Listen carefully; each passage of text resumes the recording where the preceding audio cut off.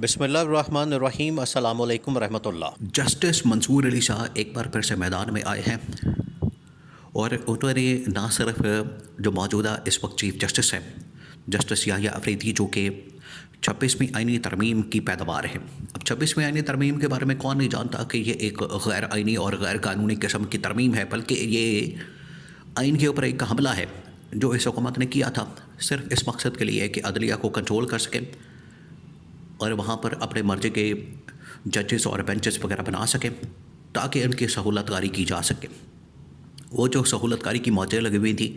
सहूलतकारी के जो मज़े लगे हुए थे, वो जो सहूलतकारी इनके लिए की जा रही थी काजी फ़ाइज़ ईसा की जानिब से, इनको नज़र आ गया था कि काजी फ़ाइज़ ईसा जा रहा है तो उसके बाद सहूलतकारी नहीं मिलनी। फिर इन्होंने ये 26वीं आइनी तरमीम आइन के ऊपर हमला करके सुप्रीम कोर्ट के ऊपर हमला कर दिया था। तो 26वीं आइनी तरमीम का मकसद या मतलब ये था और उसके नतीजे में justice Yahya Afridi chief justice बन गए। अब जब से वो चीफ जस्टिस बने हैं तो उनका कोई फ़ैसला, उनका कोई ऐसा हुक्म, उनके कोई ऐसे रिमार्क्स या उनका कोई ऐसा अमल सामने आया हो जैसे आवाम को, पाकिस्तान को फ़ायदा हुआ हो, कोई नहीं ऐसा।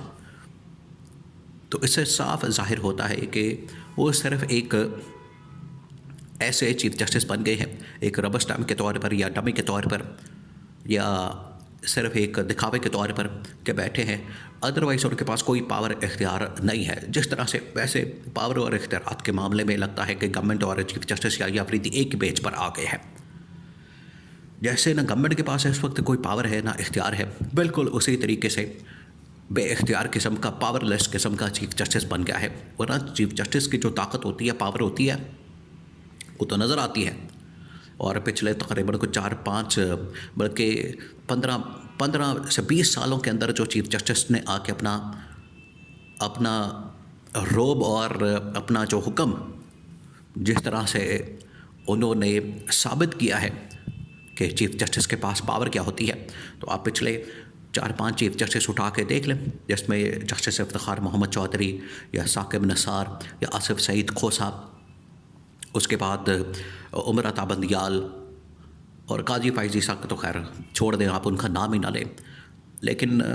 वहाँ जहाँ इनका अपना फ़ायदा होता था, हुकूमत का फ़ायदा होता था, वहाँ वो भी अपने फ़ैसलों को उसी तरह से अमल दरामद उनके ऊपर करवाते थे। तो ये तो चीफ जस्टिस ना फ़ैसले दे पाता है ना अमल दरामद, तो दूर की बात है, ये तो फ़ैसले देने की भी पोजीशन में उससे भी बेचारा महरूम हो गया है। और उसके बाद एक और जो बेंच बना दिया गया है जस्टिस अमीरुद्दीन खान की सरबराही में। वैसे बड़ी हैरानकुन बात है कि उसके सामने इस वक्त मिलिट्री कोर्ट्स का केस भी लगा हुआ है और वहाँ से बड़े जानदार किस्म के और बड़े दबंग किस्म के रिमार्क्स तो सामने आ जाते हैं, लेकिन उसमें से फ़ैसला क्या निकलेगा, वो फ़ैसले की मुख्तलिफ वजूहात है कि वहाँ से फ़ैसला क्या निकल सकता है। लेकिन इस वक्त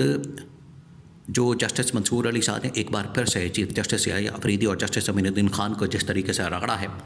जिस तरीके से उनको रगड़ा लगाया है, जिस तरीके से उनके पर तनकीद की है, जस्टिस मंसूर अली शाह ने एक बार फिर से सुप्रीम कोर्ट पाकिस्तान का सबसे सीनियर जज होने का सबूत दे दिया है और हक अदा कर दिया है कि वाकई में इसी तरह के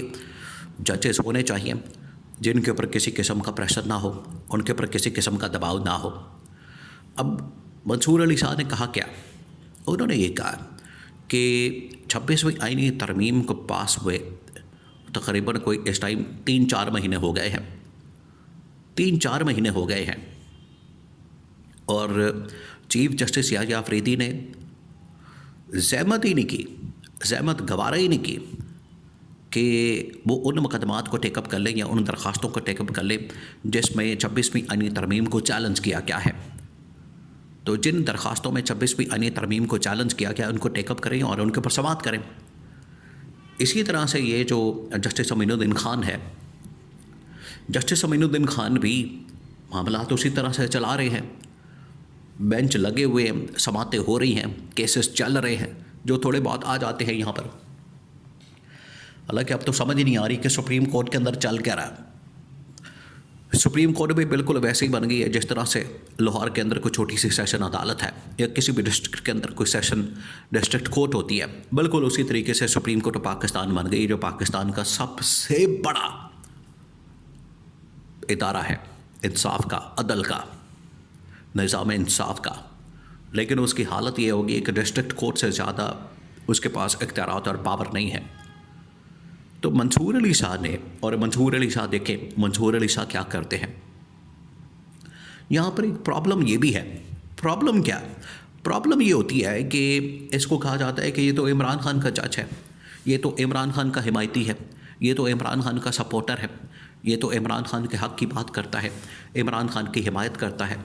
और मामला होता है कि कौन प्रो इमरान खान है या एंटी इमरान खान है, या प्रो गवर्नमेंट है या एंटी गवर्नमेंट है, तब उसकी सिलेक्शन होती है इस बुनियाद के ऊपर। हालांकि फैसला इस बुनियाद के ऊपर होना चाहिए, सिलेक्शन इस बुनियाद के ऊपर होनी चाहिए, क्राइटेरिया इस बुनियाद के ऊपर होना चाहिए सिलेक्शन का कि किस जज ने कितने फ़ैसले दिए, कितना मेरिट के ऊपर आता है, उसके फ़ैसले कैसे होते हैं, आइन और कानून की कितनी समझ बूझ रखता है, इंडिपेंडेंट कितना आदमी है। क्राइटेरिया तो यही होना चाहिए। लेकिन यहाँ पर एक अजीबो गरीब मामला और सीन पैदा किया हुआ है जिसका कोई सिर मुंह नहीं होता। पूरी दुनिया आप उठा के देख लें, पूरी दुनिया में आपको इस तरह का असूल नहीं मिलेगा जो असूल यहाँ पर इन लोगों ने हुकूमत में आके ये नून लीग और पीपल्स पार्टी वालों ने बना लिए हैं। अजीब व गरीब किस्म के असूल तो ये होना चाहिए कि मेरिट के ऊपर और जजेस की पूरी कारकर्दगी और परफॉर्मेंस, उसका पास्ट का रिकॉर्ड जो है वो चेक किया जाए और देखा जाए कि वो कितना मेरिट के ऊपर आता है और मेरिट के ऊपर कितने फ़ैसले देता है, ना कि उसको ये देखा जाए कि ये किस तरफ या ये हमारी साइड का है या नहीं है और किस साइड का जज है, नून लीग की साइड का या पीटीआई की साइड का है, या गवर्नमेंट की साइड लेगा या पीटीआई की साइड लेगा या इमरान खान की साइड लेगा। तो मंसूर अली शाह वो जज है जो कि मेरिट के ऊपर, इंसाफ के ऊपर बात करता है, आइन और कानून की बात करता है, तो उसको ये लेबल लगा दिया जाता है, उसके ऊपर ठप्पा लगा दिया जाता है, उसके ऊपर जो है ये स्टैंप लगा दी जाती है कि ये तो इमरान खान का जज है। और इन्होंने इसी वजह से पूरे पाकिस्तान के निज़ाम को तहस नहस कर दिया, ख़राब कर दिया, उस निज़ाम को तबाह बर्बाद कर दिया। और यही आज जस्टिस मंसूर अली शाह रो रहा है जस्टिस अमीनुद्दीन खान के सामने भी और चीफ जस्टिस याह्या अफरीदी के सामने भी, कि आइन की खातर, कानून की खातर, इस मुल्क की खातर और अपने इदारे की खातर आप किसी के हाथों में खिलौना मत बने, इंसाफ फराहम करें लोगों को। और जितनी दरख्वास्तें इस वक्त सुप्रीम कोर्ट के अंदर पेंडिंग हैं, तमाम की तमाम दरख्वास्तों को सुना जाए।